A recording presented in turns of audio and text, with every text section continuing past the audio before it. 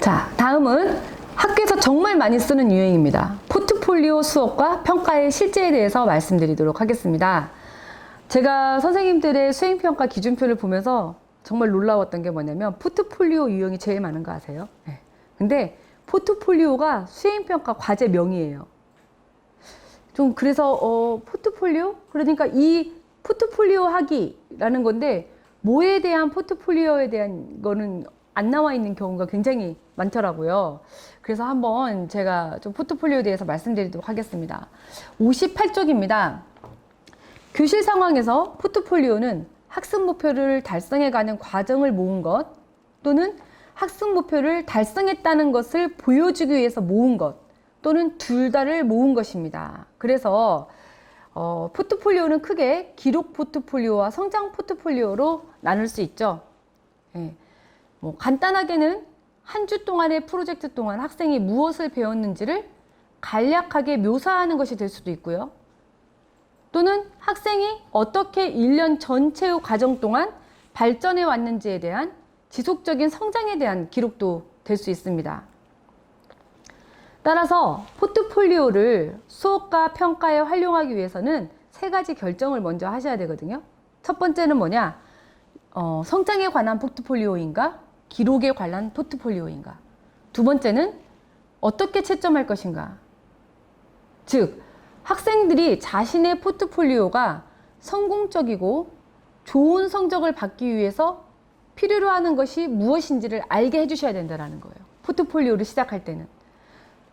대부분 선생님들이 포트폴리오를 정말 많이 활용하시는데 대부분은 또 거의 이렇게 모음집 같은 형태로 많이 하세요. 그리고 또 일주일에 꾸준하게 2개씩 한 학기 동안 내내 잘 모았는지에 대해서 어떤 도장을 주고 이 도장의 개수로 점수를 부여하는, 그러니까 성실도와 관련된 것들로 포트폴리오를 많이 활용하기도 하시는데요. 네, 뭐 그게 꼭 나쁘다는 건 아니지만 거기에서 좀 더 가치로운 학습 그리고 학생의 어떤 학습 뭐 지식이라든지 아니면 어떤 기능이 정말 성장할 수 있도록 이렇게 수업과 평가를 계획하셨으면 좋겠습니다. 네. 그리고 이제 세 번째는 포트폴리오의 유형도 결정을 하셔야 되는 겁니다. 이제 종이 포트폴리오, 기존에 이렇게 종이 포트폴리오를 할 것인지 아니면 전자 포트폴리오를 할 것인지, 네. 이 세 가지를 먼저 결정하셔야 된다는 거죠.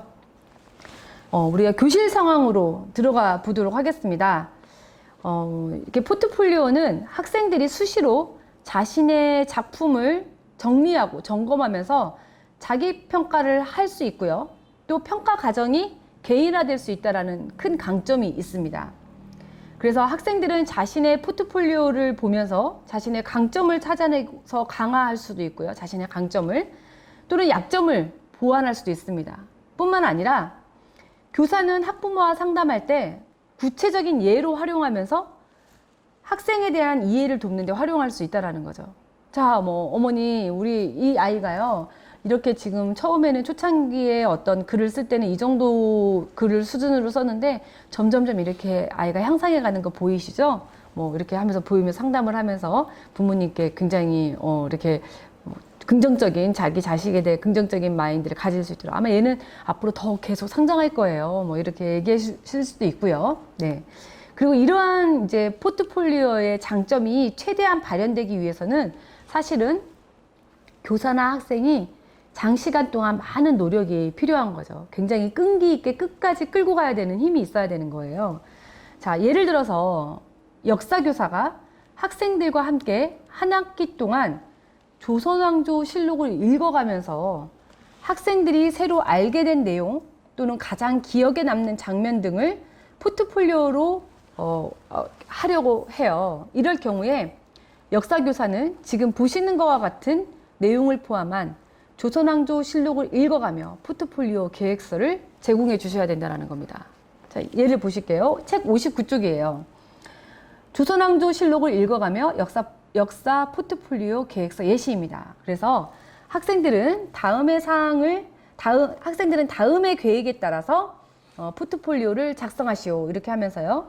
첫 번째는 책 제목, 지은이죠. 조선왕조 실록, 그리고 지은이. 기간은 언제부터 언제까지 할 거다. 그리고 중간 점검은 언제 할 거냐라고 써준 거예요. 수업 중 매월 마지막 주 월요일 1교시 시작 전에 제출해라. 이제 자기가 이렇게 한 거를 계속해서 제출하는 거죠. 또 최종 제출일도 알려줘야 되겠죠. 몇 년 몇 월 며칠 뭐 역사 선생님 책상 위에 제출하라든가 뭐 반장에 걷어서 제출하라든가 뭐 이런 거 있잖아요. 그리고 그러면서 이제 다음 일정에 맞게 책을 읽고 해당 주에 제공되는 학습 활동지를 완성하여 포트폴리오를 만들고자 합니다. 이렇게 써요. 몇 월 몇 주인지, 그리고 그 주에는 책의 어느 부분을 읽어야 되고, 그리고 학습 활동지는 몇 번인지, 이거를 선생님이 쭉 리스트를 만들어서 주는 거죠. 네. 사실 앞으로 우리가 교과서 자유발행제, 그리고 선생님들의 교육과정 재구성권이 강화되면서 역사 선생님, 내가 역사 선생님인데 나는 이 역사 수업을 한 학기 동안 이렇게 수업을 계획한다, 이렇게 진행할 수도 있다라는 거죠.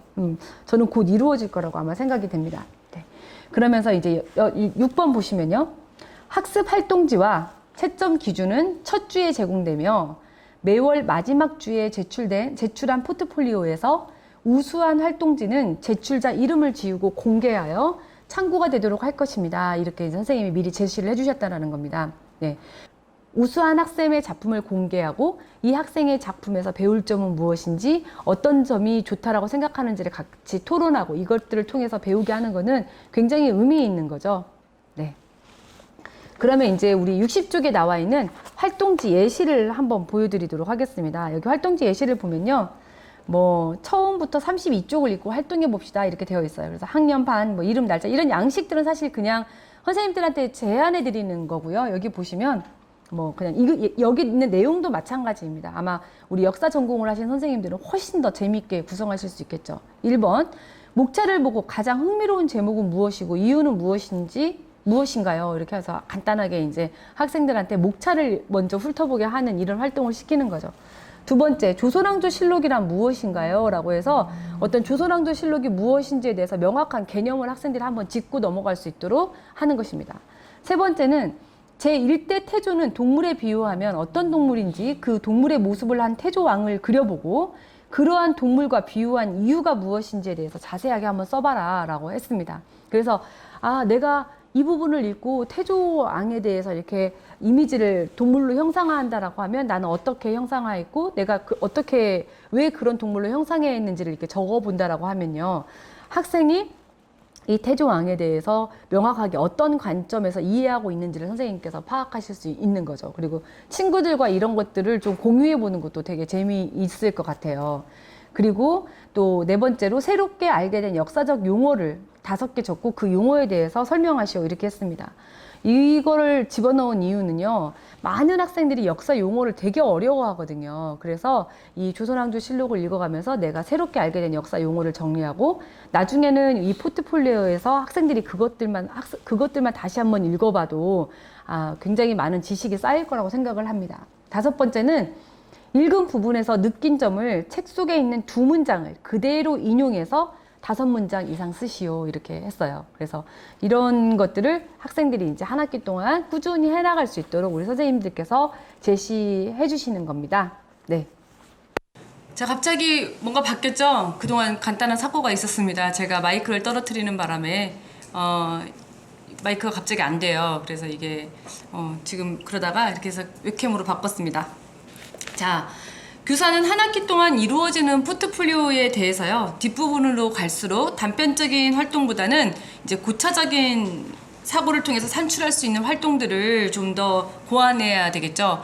학생들이 사실 가장 지겨워하는 거는 똑같은 패턴을 1년 내내 하는 거잖아요. 그래서 사실 선생님들이 그 각 포트폴리오를 주실 때 그때그때마다 그 적합한 포트폴리오 내용들을 이제 좀 고안하시는 활동들을 하셔야 되고요. 절대 잊지 않아야 되는 거는 뭐냐면 중간에 반드시 피드백이 있어야 한다라는 것입니다. 앞서 설명드린 것처럼 선생님의 피드백과 또 우수하게 잘한 학생, 또 우수하다라는 측면은 여러 가지 측면에서 우수하다는 걸 얘기할 수 있겠죠.